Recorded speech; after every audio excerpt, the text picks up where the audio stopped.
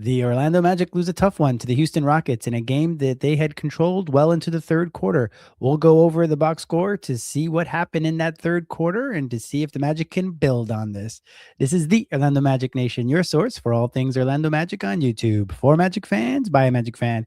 I'm Edwin Valentine, and I want to thank you very much for clicking on this video and spending a little bit of time talking Magic with me. Got to do the normal YouTube thing, so like, share, drop a comment below on what you thought of the game and how the Magic have played in the last few games. And if you want to do so, hit that subscribe so you don't miss out on any content that I produce. FYI as well, the Orlando Magic Nation now is in podcast form, in regular podcast form, audio only, as well as video on Spotify as well. So let's get started. The Magic were pretty much in control all throughout this game. They led by as many as 19 points in about 5 minutes left into the third quarter. They controlled the pace. They controlled the tempo. They had kept Reed Shepherd at bay. They were making Durant work for every one of his baskets. Alprin Şengün was also not doing all that much. You could just see the Houston Rockets were on the second night of a back-to-back. You can see them tiring. You can see them being frustrated. Yeah, Udoka, their coach, was frustrated with Eason. Like, it was just, there were bad vibes all over the Houston Rockets for much of that, for the whole first half and going into the third quarter. But then we could see little by little the controllables that the Magic controlled, they didn't control anymore for whatever reason. It seemed Jalen, who, you know, he has this energy that it's like a puppy. I always call it that kind of puppy energy. It's frantic and frenetic and chaotic, and all that is great when it's harnessed and put onto on a right path. But sometimes, like in this game, it just was all over the place, especially in that third quarter where I wouldn't say it's all on Jalen, of course, but Jalen as the point guard of the team, which I don't think we always think of him as such, but he is the point guard on the team. He didn't get us into our sets. He didn't get the ball to the correct guy. He was turning the ball over all the way through, at least it was a weird chunk of 2 or 3 minutes where they were able to erase that 19-point lead super quick. And that's where we love the energy from Jalen. That's why he's a fan favorite, especially on the defensive end. But when he's on offense, that's the part that he's too energetic, and he just is out there to do so many things. And maybe he just, this is what happens when he doesn't play a few games. He's got all that built up energy, and he's got to really do something with it. And unfortunately, he had a pretty bad game there. And I really would lay this one mostly on him, because that's what got the ball rolling. The Magic were controlling the tempo. They were controlling the game. They weren't turning the ball over very much. They were really doing everything to manage a team like Houston. Houston's offense isn't that great. I know they have a high offensive rating, but if you look at it, they have one really good player. Şengün is an all-star, so not to denigrate him in any way, but he's not Kevin Durant, and that's kind of their offense, really. And it's their big superpower was offensive rebounding. And once Adams is out injured, if you didn't know, he's out for the rest of the season. Once he's out, like, you can see that their offense really bogs down. It feels a lot like the way the Magic offense can sometimes bog down, but weirdly, it happens with the Magic, even when the Magic have more options normally. Now we're injured, so we don't have as many options. And Jalen, the way he played today, wasn't an option, unfortunately. And it would have been better to just give all his minutes to Jevon Carter or to Jace. Actually, it would have been, because Jevon played a lot in this game as well.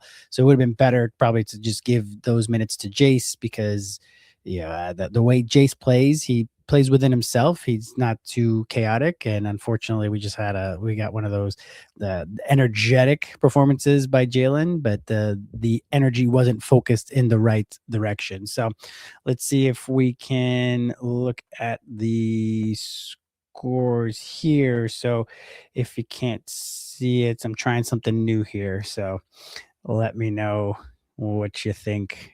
So this is the box score here. So if we go to the box score, we'll see that the Magic shot pretty well. Well, at least we have one guy who was flame throwing for quite a while. In the end, we shot 40% from three. That's because of Desmond. Let's just say that. And we played pretty well.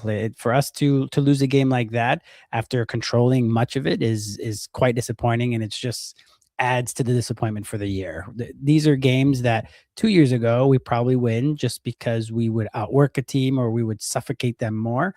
This year, just this isn't our year in a lot of ways, and just with the guys being out, like having Franz would have helped probably play a little better defense on Kevin Durant, and it would have been harder for them to do the switches that they wanted, but maybe they were just gonna find that switch for Wendell on Kevin Durant, and that was just gonna be what it was. Now, we didn't really do a great job of making sure that we started to switch that a little bit, put somebody else on Alperen Şengün so that they maybe dump it down to him. And to an extent, I would almost rather have him because he's in the NBA. The Eurobasket's one thing. He did a really good job in the Eurobasket, but in the NBA, his floppity, like salmon post ups that he does, where he's throwing his chest out and flopping all over the place, just isn't as efficient as it is in Eurobasket. So I really think to get the ball out of Kevin Durant's hands would have been the number one option. And if it was to bait them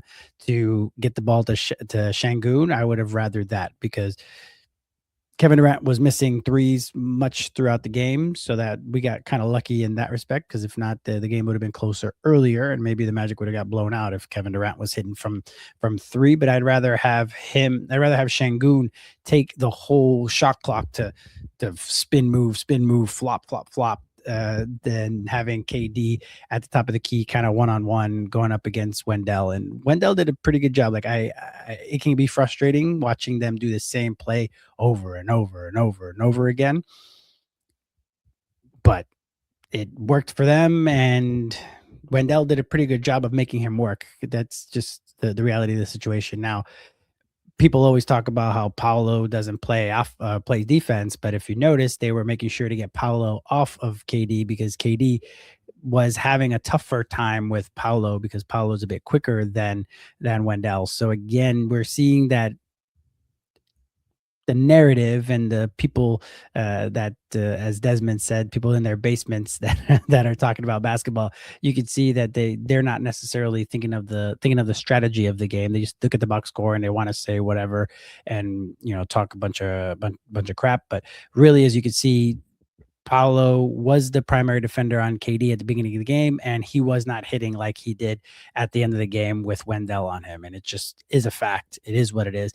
Now, in one of the key moments of the fourth quarter, Kevin Durant made sure to not take the pick and roll and to reject the screen.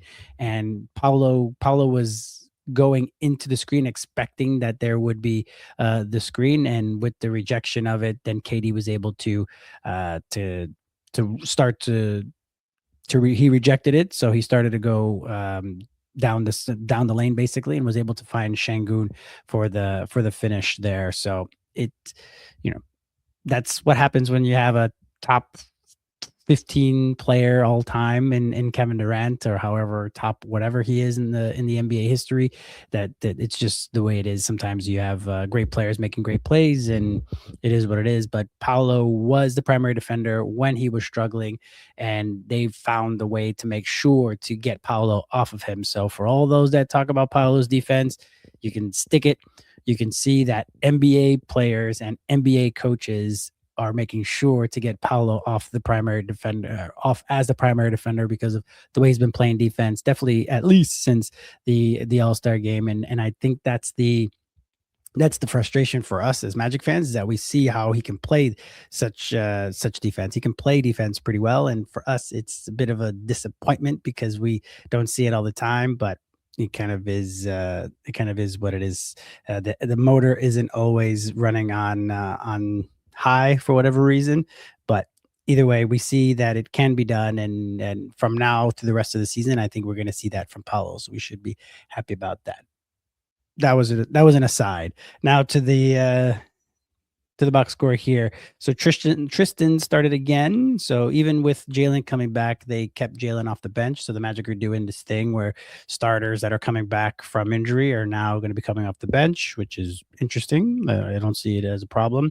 So they kept the kind of consistent the consistent starting lineup that we've had recently. So Tristan started, played 34 minutes, 2 of 8 from the field, 2 of 5 from three, 40%, two from the free throw line, 5 rebounds, 3 assists for his 8 points. I think Tristan did a pretty good job in being present, and I think that's always going to be that's the word I used in the preseason. There's been a lot of times where he's kind of just disappeared along the way, especially when he's on the bench. When he's on the bench, we need him to be very present. When he's starting, he knows he's going to be the fourth option on offense, so he doesn't necessarily always have to be there. He's working hard on defense. He's doing all that he can, but in a game like today, he did hit a couple shots, which is awesome, and that's something that we need from him to continue to shoot threes, hit threes. That's his role in the team, and hopefully, when he gets back on the bench, he's able to give us those 8 points instead of a bunch of games which he's had in the last couple months where he's had 0 points, 2 points, and that's not what we need from him on the offensive end. Paolo in his 37 minutes. 19 points on 6 of 16 shooting. So not a great shooting day for Paolo at 37% there. 0 for 2 from three, 7 to 10 from the free throw line, 8 rebounds, 9 assists, 1 steal, 1 block for his 19 points. So you look at that line and you might say, oh, well, Paolo didn't have a great game. And to that, I'd say again, like anybody who just looks at the box score and says, "Oh, he only had 19 points," the amount of bodies that he has in front of him is just incredible. It's very rare that he's just by himself, one on one, and he's been taking people. He's been backing people down. He backed down KD a few times. So Paolo has gotten the message loud and clear. He's not really shooting all that many of those long twos that people get frustrated about. Paolo's playing a very concise game. We'd love for him to hit more layups, let's say, as a lot of the times, or push through the contact and not be trying to find the foul. Like that's what's happening a lot of times. Like he'll go through and say, "Hey, yo," and then not finish the play, and then just kind of sit there complaining while the other team is going in transition. So that's the thing that was the biggest thing for me. But as you see, a team high 9 assists. Like he was the one orchestrating the offense because that's just how many bodies come. All the gravity that he sees, people want to just again look at his stats. And 6 of 16. Sure, he could have hit a couple more shots, so it would have been closer to 8 of 14, and just think 2 more shots makes everything look so much better. But it kind of is, it is what it is sometimes they just don't fall. Sometimes he could do better in making the ones up close. It just didn't happen today. The 7 of 10 from the free throw line is not bad. The team unfortunately missed too many free throws, and you could see it at the beginning of the game, and the way the season has kind of gone through, you could see when guys miss free throws at the beginning of the game. I don't know why that, even though we were up by 19, I was like, ooh, these missed free throws are going to mean something. And in the end they did. And it is unfortunate. But again, for me, Paolo had a great game, and he was very impactful in the game, even though he had only 19 points in a showcase game. For me, he was there. He shot the second most shots on the team, so it wasn't like he was being passive. He was being like he was absorbing all of the focus of the other team and getting his teammates involved. So for me, this was a very good game for Paolo. So much so that they even had to get Durant off of him defensively, or they had to get Paolo off of Durant defensively. So he was locked in. Good game for Paolo. We would love another couple made shots, but it is what it is. Sometimes it is, that's that. Wendell Carter Jr., 16 points. So another double figure game for him. So that's really good. 27 minutes, 6 of 8 from the field, 1 of 1 from three, a late garbage time three, 3 of 6 from the free throw line. So him and Paolo were the main culprits of our missed free throw spree. But again, Paolo, 10 free throws attempts. Again, I'm not going to complain for that. Only 6 rebounds for Wendell, so that's it's a bit disappointing, especially when they're not as big as they had been. They're still a pretty big team, but Wendell, rebounding wise, the team is struggling, and it has for a couple months now at this point, and we need more rebounding. But again, as we see defensively, when he gets switched off and they keep switching him, it's going to be harder for him to get rebounds because he's not just down there uh, hanging out in the space for him to get the rebounds. He's the one that is switched off on the normally in the smaller guys.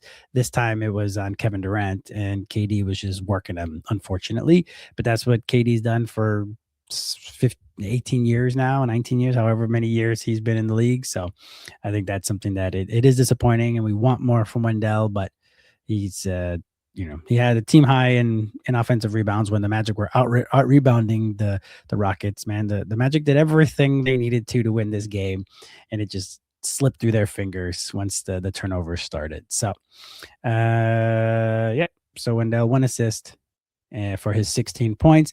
Then the man of the match, man, Desmond is on fire right now. 37 minutes. They couldn't get him back soon enough to try to stem the tide of that 19-point avalanche, basically, that the Houston Rockets gave us. So he's 12 of 19 from the field, 6 of 10 from three. If you've watched my videos for the past few months, all I talk about is I want him to be shooting threes. And now he's at least hunting the threes, 10 threes. Love it. Like, he got one of them blocked. So who knows? That probably would have went in the way he's shooting it right now. So 6 of 10 from three, 6 rebounds, 4 assists, 2 steals, 1 turnover for Desmond, which is good because he was turning the ball over a lot earlier in the year. That seems to have has gone away because he's been more of a finisher at this point. He's the one that's looking to score as opposed to get his teammates involved. That's more Paolo's role. So I like how some of the roles are starting to fit into place, and it's been the last 3 or 4 games with Desmond scoring over 30 points or at 30 points for 3 of the last 4 games. It's good to see that that's where Desmond is at right now. That Desmond, it feels like Desmond is the finisher. Paolo would be the finisher if he wasn't getting so much gravity, so many guys on him. That was Paolo's role before. Now it seems like he's in a different role. So I think that part is starting to lock into place, and I think that's great. Desmond, there's not much more we could talk about Desmond. He was my number one guy for the last 10 games prior to the All-Star game. He's probably going to be him or Paolo, of course, are going to be the number one guys again. And I think Desmond, it's stinks we're not going to have a draft pick in this draft, but really it seems it's more top heavy. I know there's going to be a lot of good draft picks, and there kind of is most years that even you can get guys in the teens and 20s that be able to contribute. I think what we've got with Desmond now, and again, he was having a bad year for a long portion of the beginning of the season, and you could see just all that he brings to the table now. He's shooting a career best from the field in general. We're still not at 40 percent from 3-point range, but give him another game or two shooting the way he's shot, and he might be over 40% from 3, and that's still low for him. Like, he still can shoot. He shot over 43% before in his career. So we'll see. Now, what we need to be doing as Magic fans, and I did it on Twitter, I'm going to call it Twitter forever because I'm an old man, is that he should be in the All-NBA conversation. I know, because it's not positional anymore in the All-NBA, I'm not saying that he's the second best shooting guard in the league right now, but any guy who's scored over 20 points, which right now he's over 20 points, he's at 20.3 points per game. Any guy who's scored over 20 points and has shot 50, 40, 90, so 50% from the field, 40% from 3, 90% from the free throw line, they've all made an All-NBA team every single time. The only other time that hasn't happened was when Durant did it in 22-23, but he only played 47 games. So for me, if he's eligible, and I think it looks like he's going to be eligible, knock on wood, that I think he should be in an All-NBA, at least a conversation, especially if the Magic can get to the 5th seed or just have positive narrative about them. Then I think that could be something that Desmond gets on. So it'll be kind of weird. He's not an all-star, but he would get on an All-NBA conversation. But the numbers don't lie. If you play, 50, 40, 90 on high volume, you should be an All-NBA candidate. Something we need to keep beating the drum on, and I'm going to talk about that pretty much every day. And lastly, AB, 23 minutes. He got into foul trouble early, and he just maybe messed up his rhythm. Only 3 of 12 from the field, 2 of 6 from three, 0 of 1 from the free throw line, 1 rebound, 2 assists, 1 steal, 2 turnovers. He ended up with only 2 personal fouls, so those were 2 early ones for 8 points. Now, this has been the flip that started to happen, and I don't know if it's just because Desmond now is more of the finisher, Paolo's the one that's running the offense, that AB just isn't being used as much. He still shot the second most or the third most shots in the game. He just hasn't been right. And for all those that were just like, oh, we can get rid of Jalen now because AB's arrived. It's this type of game that's happening still too often, that this is why even, today Jalen didn't play well, so we can kind of put that to the side. But more often than not, what Jalen brings to the table is still more than what AB does. Obviously, for the price tag, and each guy is going to be different, and that's understandable. But still, AB still has a lot to develop and still has a lot to grow. So let's pump the brakes on trying to get rid of Jalen all that quickly. Jet again is the first one off the bench. He ended up with 4 points on 2 of 3 from the field, 0 of 1 from three. Struggling from three right now, so it is what that is. Unfortunately, 6 rebounds, 1 assist. So him getting minutes and people still understanding that he's a shooter kind of adds a little nuance to his role. And now this is kind of the frustration with the roles and who gets playing time, who doesn't.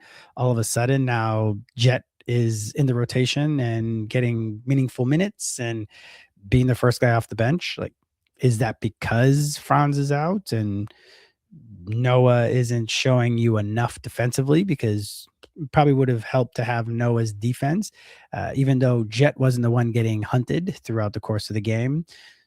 I don't know. Noah shot well enough from the field. I know he's kind of hit a rookie wall, so is Jace. But I don't know. Like, I want Jet to play. And he is getting more run, so maybe I'm being proved wrong, maybe. But I think that with a more defined role, and if this is his role for the rest of the season and going into the playoffs, then great. I think that the shooting will come around. He'll get more comfortable, and he's going to be somebody that you can play, because we need shooting. And even though he's not shooting, I think in the end, it's something that we can see bear fruit, especially because this is somebody that we've developed. Now, he's not going to be around next year, so I don't know why we're developing it necessarily. This is why I talk about getting Noah involved a bit more, but I guess I'm talking about both sides of my mouth in that way. But I still feel that Jet has a spot in the NBA moving forward. Jalen Suggs, 13 minutes. So they mentioned that he's going to be on a strict pitch count in his timing of the amount of time he's going to be on the court. And he ended up with 13 minutes on the court in this one. He ended up with 3 points, 1 of 6 from the field, 0 of 1 from three, 1 of 2 from the free throw line, 1 rebound, 2 steals, 1 block, 4 turnovers. That, to me, even though if you look at the game, we had very few turnovers. How many we ended up with? 11 turnovers. But man, those turnovers in sequence, bam, bam, bam, bam.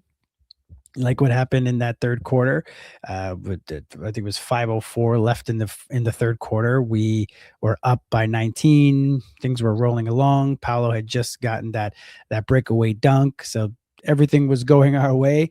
And then boom, 2 turnovers, timeout. So give Mosley credit; he called the timeout, so that's good to try to slow things down. He might have needed to do another timeout to still stem the tide and get Desmond back into the game. But instead, he had Desmond come, and Desmond was kind of waiting at the scorer's table while they scored a few more baskets. So I know we want to hold on to some of our timeouts for different reasons strategically, but that's why they're used. That's why you can use them anyway. So yeah, Jalen, not a good game in this one. He was the defender that we know him to be, 2 steals and a block. So again, he still has impact into the game, but Yeah, the 1 of 6, not great, but for me, the bigger thing was the 4 turnovers, and when they happened, it was plus the technical that he got. So he was just a bit all over the place there, and that felt like last year or 2 seasons ago Jalen, not the Jalen that's played this year. This year, he's played a lot more controlled on offense, and this game just didn't show that, unfortunately, but can we take positives from this? Sure. Hopefully he's learned from it, and he can see how he needs to play, even though he's already shown it this year. But kind of is it stinks. But Jalen with not a great game in this one, only 3 points. Ji 15 minutes, 0 of 2 from the field, 0 of 1 from three, 2 rebounds, 2 steals, 1 block. Playing pretty good defense. He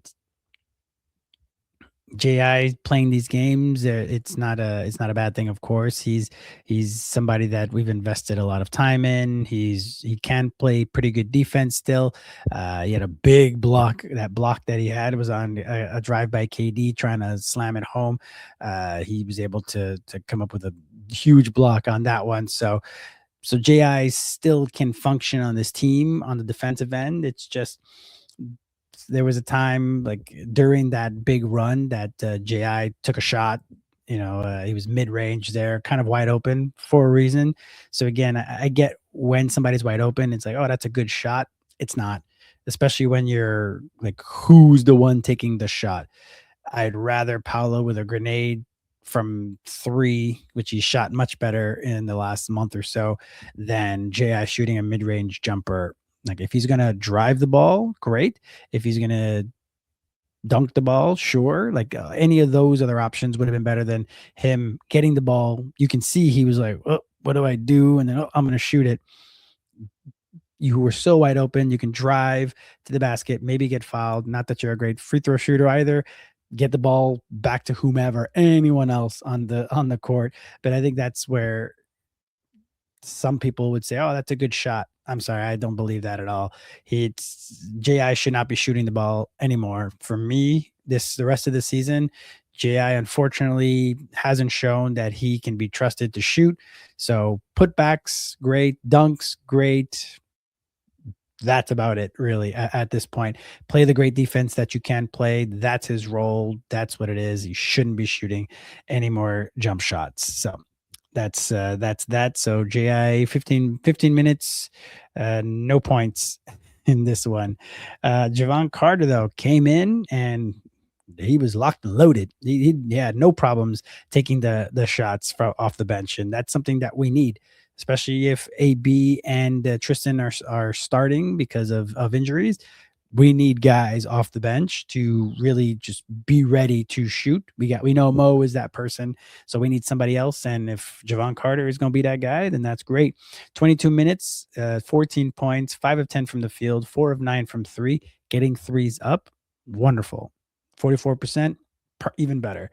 He ended up with 2 rebounds, 3 assists, 1 steal, 1 block, 2 turnovers, unfortunately. But again, that the 2 turnovers is not bad. Just we gotta always keep it in there. Now, this is, I think, a lot of people, and this is what I thought, is that Tyus Jones was gonna be this guy. That he was gonna be the one, knowing that our bench needed to have increased scoring, especially at the beginning of the year when there was no Mo.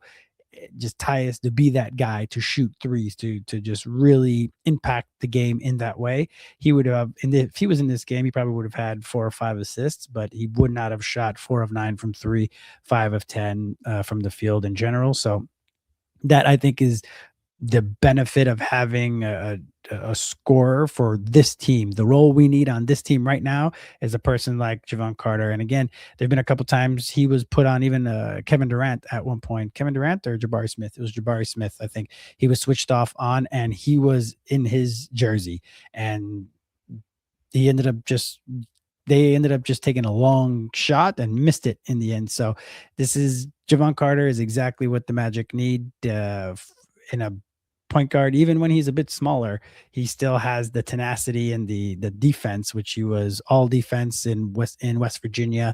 He was out there. He got all the defensive awards basically in college basketball his last seasons there. So that's something that is a great find for the Magic. So again, if there's one thing that Weltman is pretty good at is identifying talent later in the year. But he picked up Mo, he picked up Goga. Now it seems that he's picked up Jevon Carter. So got to give Weltman credit where credit's due. I would have waited a little bit and see what else there is in the buyout markets. We could have maybe been able to get someone else, but this is the one time Weltman isn't conservative or more patient on. So it is what it is on that one.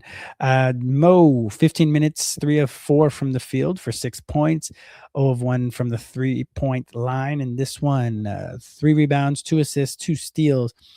He ended up getting switched off on Kevin Durant. If the Magic play this game, if this is the way the Magic play the rest of the season, the Magic are going to win more games than lose. That's just the reality of the situation. They played really good on defense. Even Mo competing against Kevin Durant, that's not a switch that you want very often. But it's good because then you can see that Mo's quickness, the quickness that he had, you can see it's mostly back there because he was able to pick Kevin Durant a couple times by throwing his chaotic arms out there, and he was able to poke it free. So he wasn't switched off too often on Kevin Durant, thankfully, because Kevin Durant is going to win that one 9 times out of 10.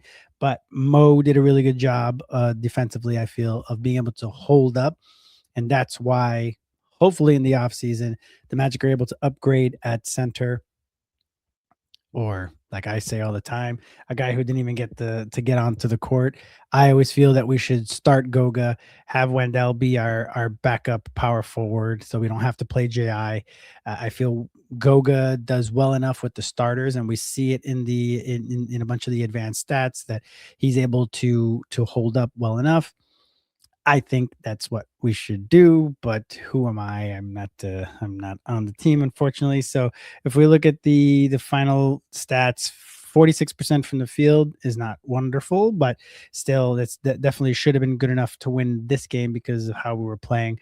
40% from 3, only 62% from the free throw line, and that's where we lost it, I would say, on the free throw line, and those turnovers in succession like that are what we did. 15 offensive rebounds. Good job on that. Very few defensive rebounds. 40 total rebounds, 25 assists, 11 turnovers. Again, we take those numbers normally. 4 blocks on 11 steals. How many turnovers? Sorry, well, 11. That still worked out perfect. 11 turnovers and 108 points. If we look at their numbers, they ended up with 10 offensive rebounds, 41 rebounds in general, 24 assists. How many turnovers did they have? 13. So again, we won that battle as well. So in so many ways, we really could have done better. We just didn't really find Reed all that often. Reed did a good job of getting open. 5 of 7 from 3. 2 of 10 from 3 for Durant. He ended up with 40 points. So Durant with 40 points, Jabari Smith Jr., which I think could have been, he could have had a bigger role in this game, but he just kind of disappears as well. So that was a bit odd. 13 points. Şengün with 16, Taurean and 2, Amin Thompson. Everybody talks so much about Amin Thompson. Every time I've watched him, it's kind of been like, he didn't really do anything offensive or defensively for me. I know he has 2 steals and 1 block, so I guess. No, 1 steal, 1 block for Amin Thompson. I don't know. It just kind of seemed fine. 9 points. Capella with 4. Reed with 20. He was the only guy that he was the one that sparked them, really. Especially when you hit those threes, that starts to be backbreaking. Now, we were the ones breaking backs with all of the threes coming from Desmond, but I think that's where you see the impact of 3-point shooting. And luckily, we've got a guy who's shooting over 50% from the last, definitely for this month of February, but I would say almost from the beginning of the new year of 2016. He's just been on fire shooting from 3. So that's a good thing. So, so the takeaways in this one for me were it was a good game overall. We just had a real bad stretch there in the third quarter. I think that if we were able to keep it at 15 to 20, that they would have just kind of packed it in. That's just the vibe that they were giving off all the way through. We just gave them that little morsel of thought that they could stay in the game or be able to come back. And once you put that chum in the water, the Sharks really started to come in, and that's just what happens sometimes. That's why you can't take your foot off the gas. The Magic did a really good job to keep the lead at 12, 14, 12, 8. Then they were able to push it back into the teens. So they were doing a really good job of controlling the pace, controlling the game. Paolo was again very impactful. He did a really good job in facilitating the offense. Sure, we want him to hit a few more of those layups or short jumpers, but he just didn't go down in this one. We all know that Paolo's been struggling from with his shooting this year. Hopefully, he comes back next year with a different mindset, but sorry, with a different, not different form, just hitting those shots, because his mindset now, I feel he's gotten it into a good place where he's more the facilitator. He's been the one with the ball at the top of the key a lot more than he had been earlier in the season. That was, I would say, Desmond a bit more. Now Desmond is coming off more actions now. There are more pin screen, down screens or screens for him to be able to curl up and be able to come to the basket and either get downhill for drives, which he did a lot of in this one.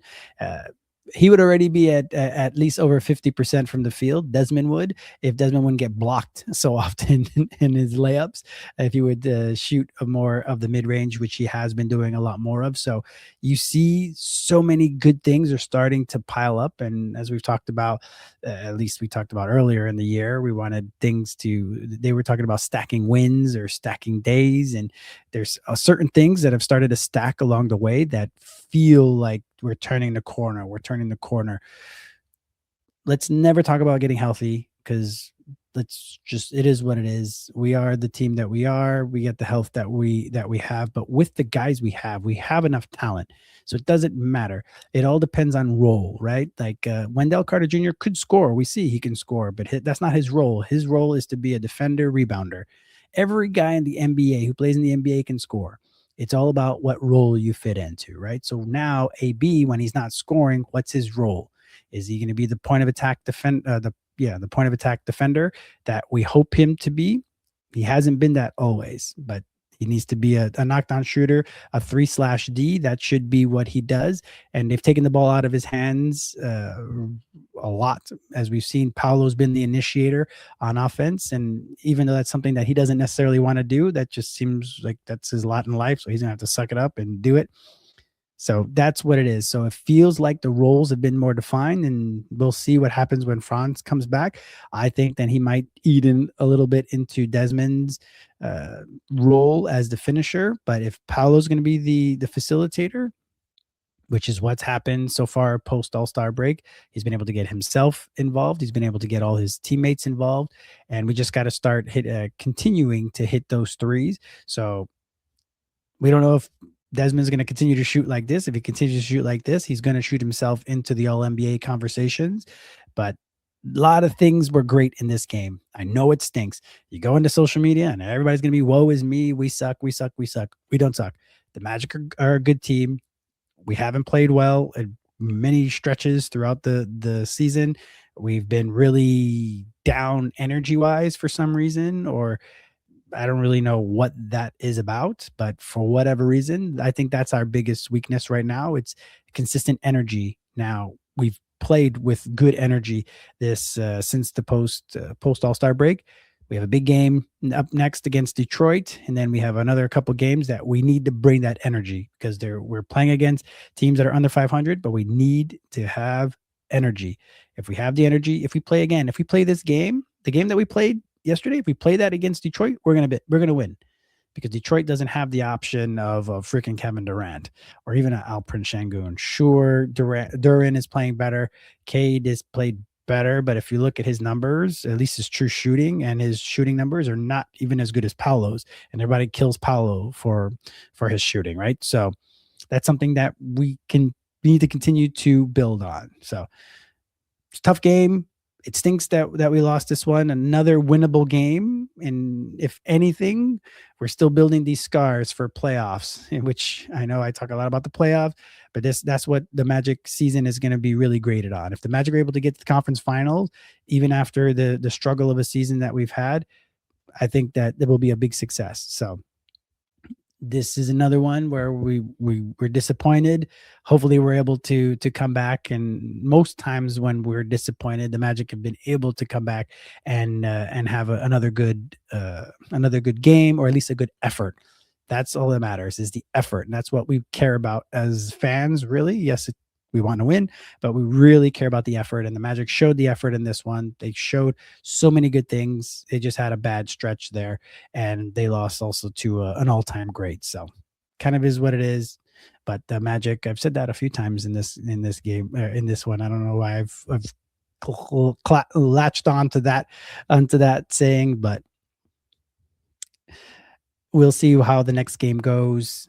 Big one against Detroit. I think we're on the right path. Well, we're likely going to get the 6th seed. I know we're a game and a half behind. I think we're going to get the 6th seed, maybe even the 5th seed. I think that'll be a good place for us, because I want to play Detroit in the second round.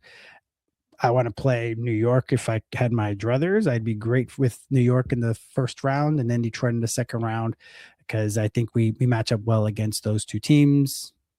We'll see how things pan out. Just a regular announcement about the way the schedule for the rest of the regular season is going to be. For the most part, I'm going to be filming Tuesdays, Thursdays, Saturdays for the next again month and a half for the rest of the season. Just it's going to help me focus on being able to have these out more frequently and have them out in a more scheduled time, just for you guys as well as for myself, to focus me a bit more. And all the family stuff that's happened before has all gotten better. So it's been a trying year in some ways, but we should be able to move forward for the rest of the season. Hopefully nothing else crazy goes on in the regular life. I'm not part of a podcast network or anything like that. It's just little old me. So I'm trying to do all I can to get some content out, because if you're like me, I just want to hear more about the Magic and just be able to start a conversation. And I appreciate you guys for throwing out comments here and there, and being able to talk a little bit more about the team, because I don't have a lot of people to talk about it with. So appreciate that.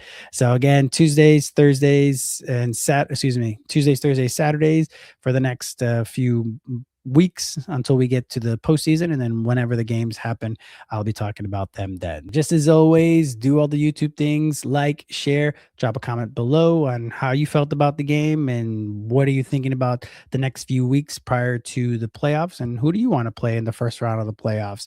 And if you want to do so, hit that subscribe so you don't miss out on any content that I produce.